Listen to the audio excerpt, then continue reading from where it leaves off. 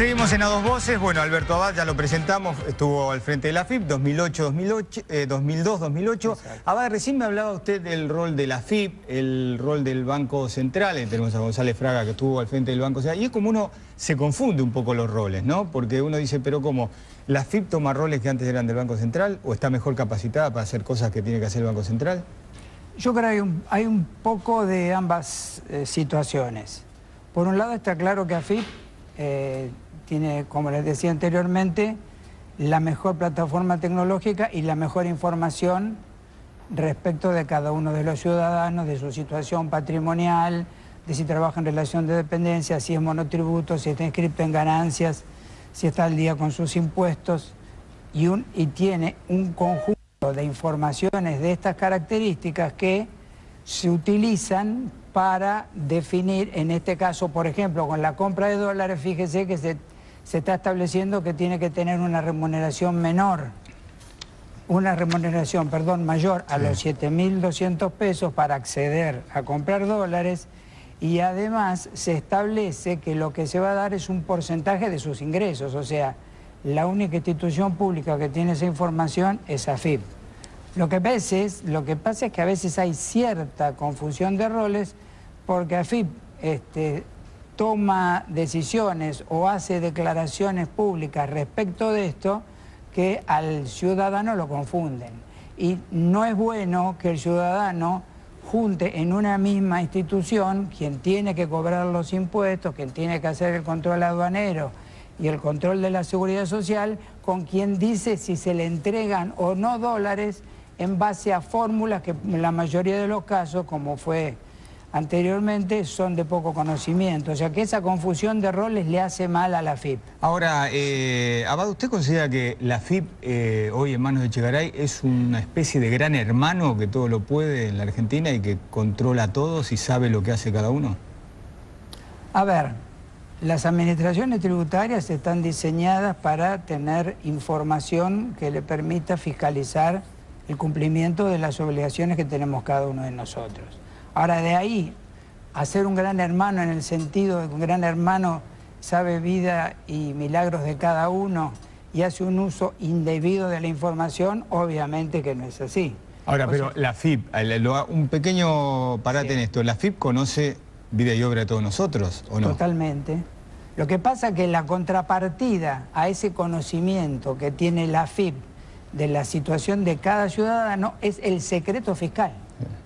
O sea, el secreto fiscal es la clave de la confianza entre el ciudadano y el que le cobra los impuestos. Porque el secreto fiscal le da información a AFIP, pero por otro lado le prohíbe, incluso con sanción penal, a quien difunda esa información, de que devele información que es personalísima de cada uno de los ciudadanos. O sea que esto es parte de la confusión de roles y es parte de algunas experiencias que hemos vivido en los últimos años, donde ese cuidado del secreto fiscal y la no utilización de la administración tributaria para beneficiar a los amigos o para castigar a los adversarios se ha incumplido. ¿Y cómo reaccionó usted o cómo reacciona cada vez que ve a Cristina Kirchner diciendo a un determinado ciudadano, nosotros sabemos que usted tiene esto y no cumple? Digamos, aparece una actitud amenazante a veces de la presidenta utilizando herramientas de la AFIP. Bueno, yo creo que ese tipo de comportamientos no son institucionales. O sea que lo que hacen es deteriorar el pacto fiscal y deterioran la relación con los contribuyentes, que en última instancia se termina manifestando en el incumplimiento, en la evasión sistemática y en la falta de confianza. O sea que eso es clave. Está claro que todos tenemos que pagar nuestros impuestos, estar al día como corresponde y marca la ley. Ahora, más allá de esto, ¿usted cree que genera temor hoy la AFIP en la Argentina? A algunos sectores de la sociedad, no a todos, por supuesto. Yo creo que sí, que en algunos casos genera temor, porque bueno, en parte porque se hace mal uso de esas herramientas y por otro lado porque también tenemos que reconocer que en la Argentina hay una cultura de informalidad que precisamente el mal comportamiento de la administración tributaria lo retroalimenta y la escasa calidad institucional lo retroalimenta, entonces terminamos perdiendo todos. O sea, es clave que el pacto fiscal sea respetado, no solo por los ciudadanos, sino por los funcionarios que lo tienen que hacer cumplir. ¿Por qué considera usted que hay una carga impositiva tan fuerte sobre el salario de la gente? A ver, yo creo que hay una carga impositiva fuerte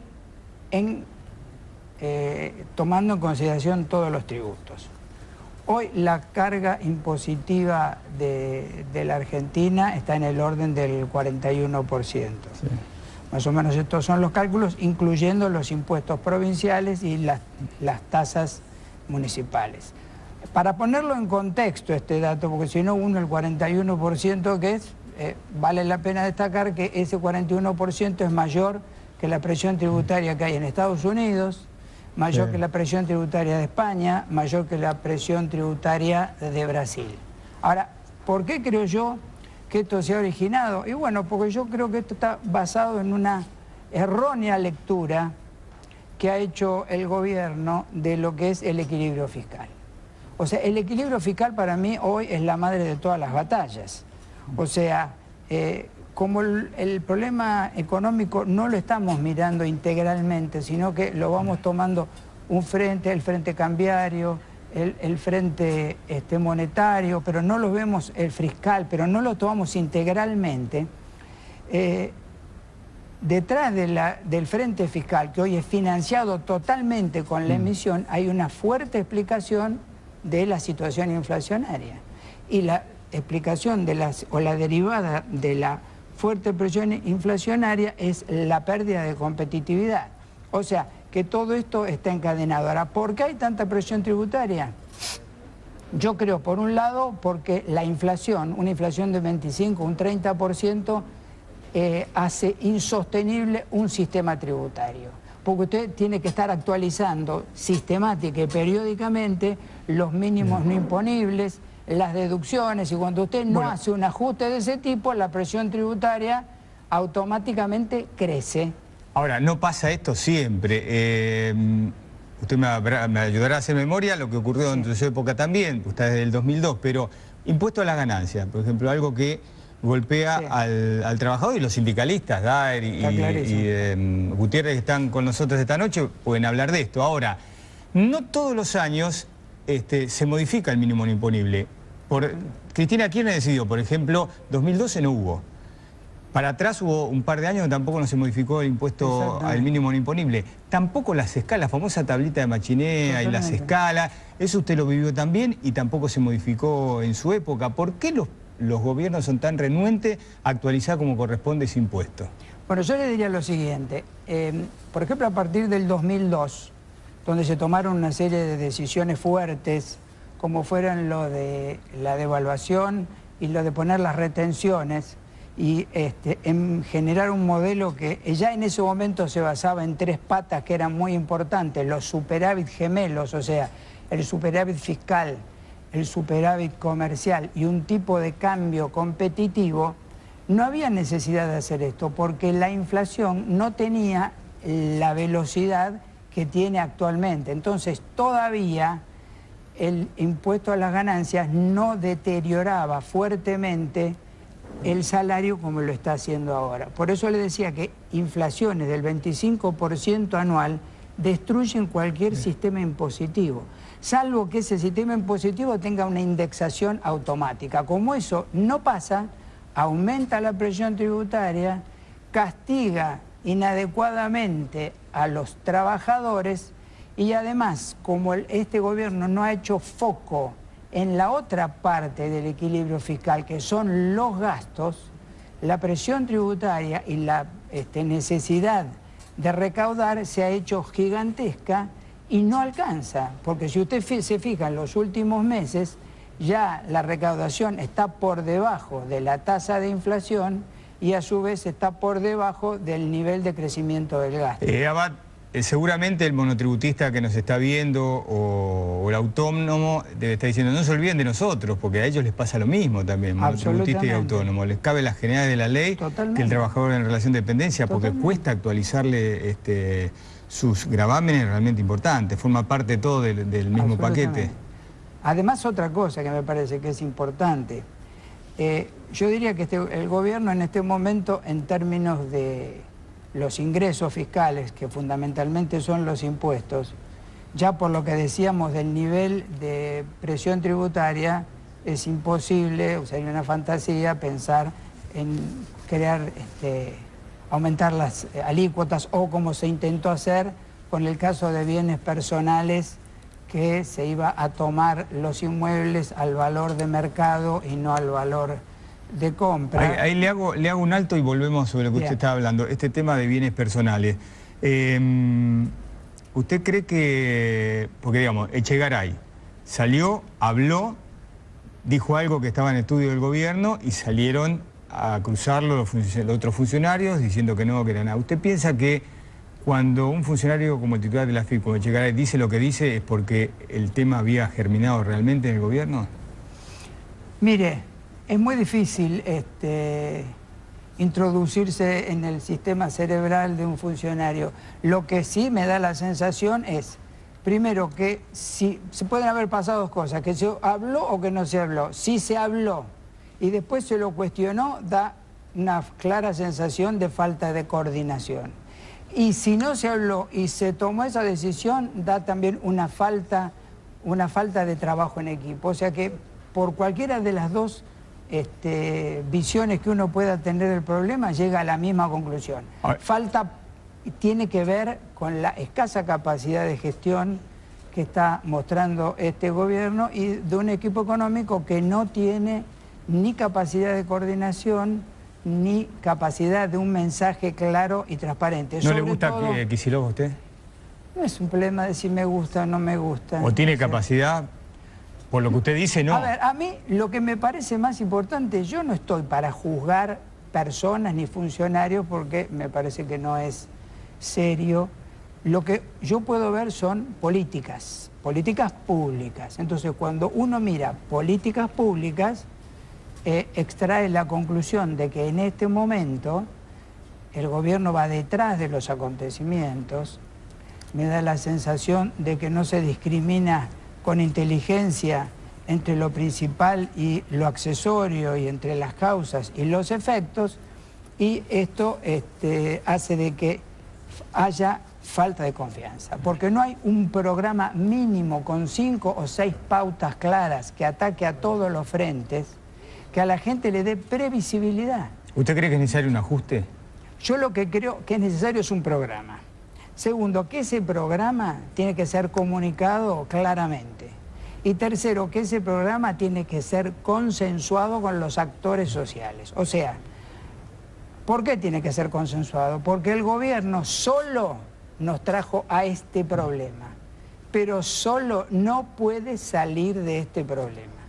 El gobierno necesita abrirse al diálogo, necesita hablar con los trabajadores, necesita hablar con los empresarios, necesita hablar con la oposición, y recién cuando usted tenga una recuperación de la confianza en lo político, la convergencia de las variables económicas va a devenir naturalmente.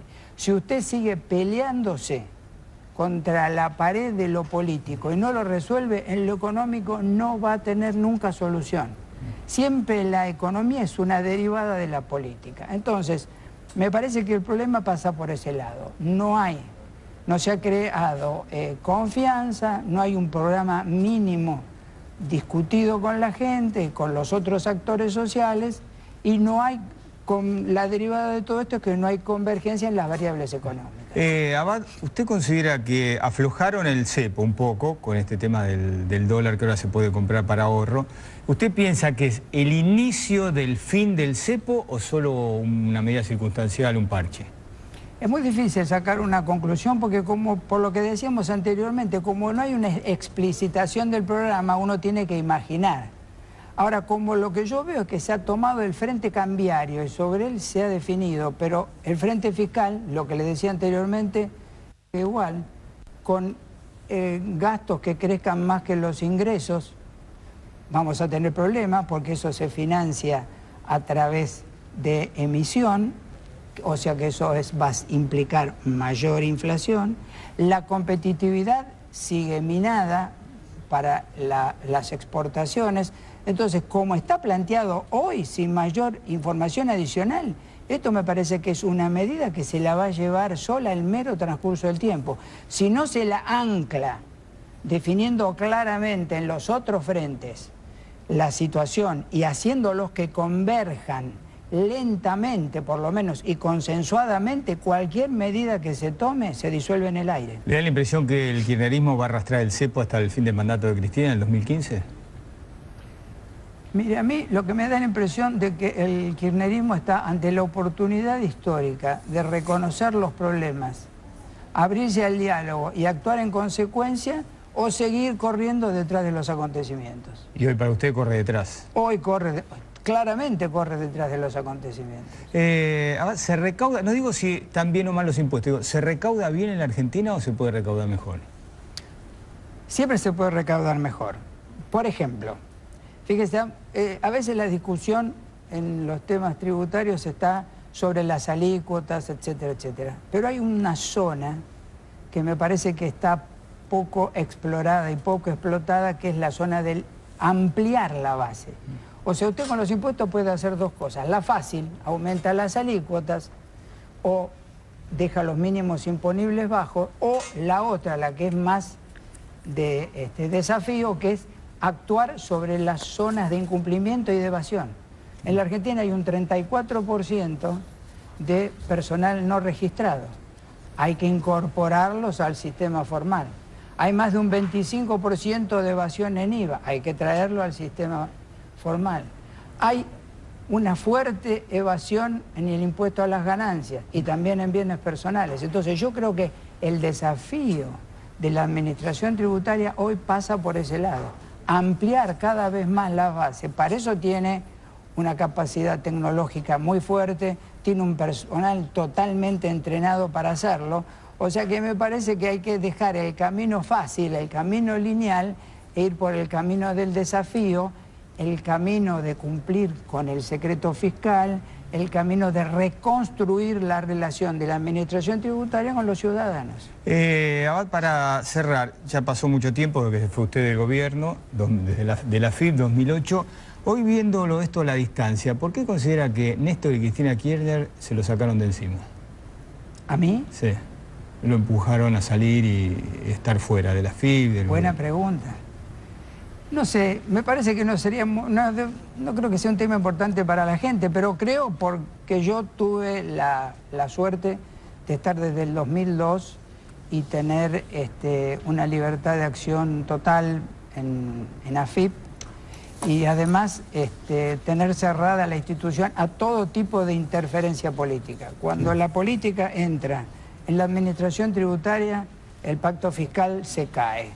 Así que me parece que posiblemente una de las razones era la necesidad de contar con alguien que no pusiera límites ni pusiera vallas a comportamientos que no eran los más correctos. Así que esa puede ser una explicación. ¿Ya querían, por esa época, olfateó usted que querían usar la FIP para hacer persecución política?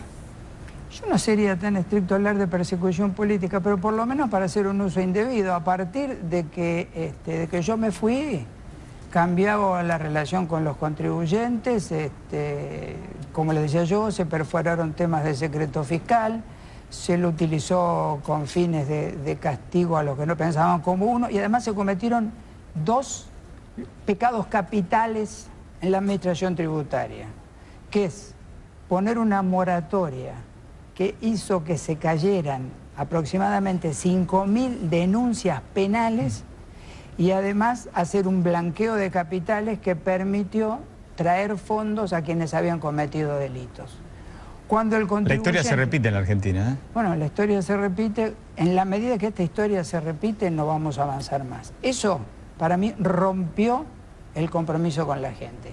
Porque si el buen contribuyente que se preocupa por pagar los impuestos, que a veces hasta se endeuda o deja de tener gastos en cosas que le interesarían más para pagar los impuestos, piensa que alguien que cometió un delito impositivo, sacó el dinero al exterior y después lo puede traer gratis, si el sistema jurídico, el sistema político y el sistema social permite eso, cualquier otra cosa es posible.